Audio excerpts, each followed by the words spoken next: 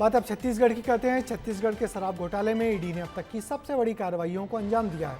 जांच एजेंसी ने करीब 1000 करोड़ रुपए की संपत्तियों को अटैच किया, जिनमें रायपुर से लेकर गोवा का आलीशान होटल भी शामिल है।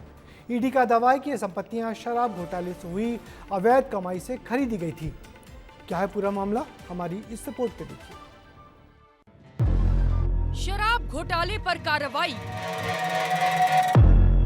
1000 करोड़ की संपत्ति पकड़ाई। छत्तीसगढ़ के चर्चित शराब घोटाले में ईडी ने बड़ी कार्रवाई को अंजाम दिया है। ईडी ने एक झटके में करीब 1000 करोड़ रुपए की प्रॉपर्टी को अटैच कर दिया है। कुर्क की गई संपत्तियों में रायपुर की ढेबर सिटी और गोवा का प्रसिद्ध वेस्ट इन होटल है। हालांकि ये कार्रवाई ईडी ने 28 मई 2026 को की। ये ढेबर सिटी होम्स जो आपको दिखाई दे रहा है, यहीं पे ईडी का आरोप है कि अनवर ढेबर और उनके साथी जो अग्रवाल है, उनके साथी ने कई करोड़ों की संपत्तियां बेनामी तरीके से यहाँ रख रखी थी, जिसको ईडी ने अपनी कार्रवाई में पाया और उसको अब अटैच कर दिया है। उस संपत्ति की जो डीड वैल्यू है वो 30 करोड़ के आसपास बताई जा रही है। इसके अलावा 3 कंपनियों ओम साई बेवरेजेस, दिशिता वेंचर्स और next gen power Engitech private limited के बैंक खाते, शेयर और म्यूचुअल फंड अटैच किए गए हैं।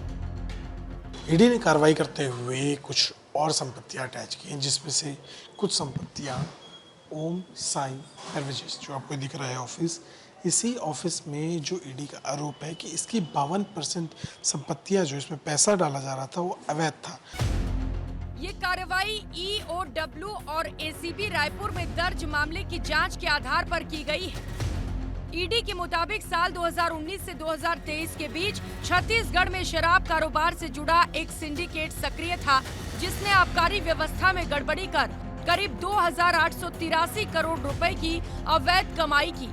जांच एजेंसी का आरोप है कि इस नेटवर्क में कारोबारी अनवर ढेबर, रिटायर्ड आईएएस अनिल टूटेजा, कुछ सरकारी अधिकारी, डिस्टिलरी संचालक और निजी कंपनियां शामिल थी।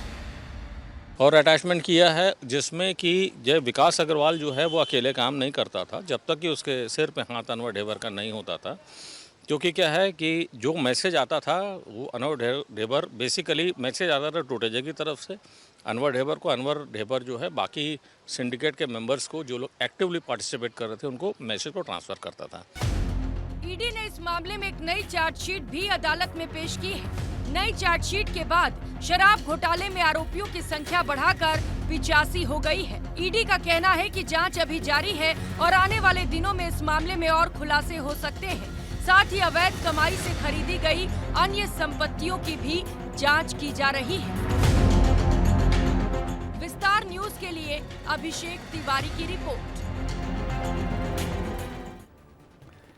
तो शराब घोटाले में ईडी की अब तक की सबसे बड़ी कार्रवाई में से ये कार्रवाई एक मानी जा रही है। संपत्ति अटैच होने के बाद जांच और तेज होती नजर आ रही है। ऐसे में आने वाले दिनों में इस मामले में कुछ और बड़े खुलासे और नई ईडी की कार्रवाइयां देखने को मिल सकती हैं।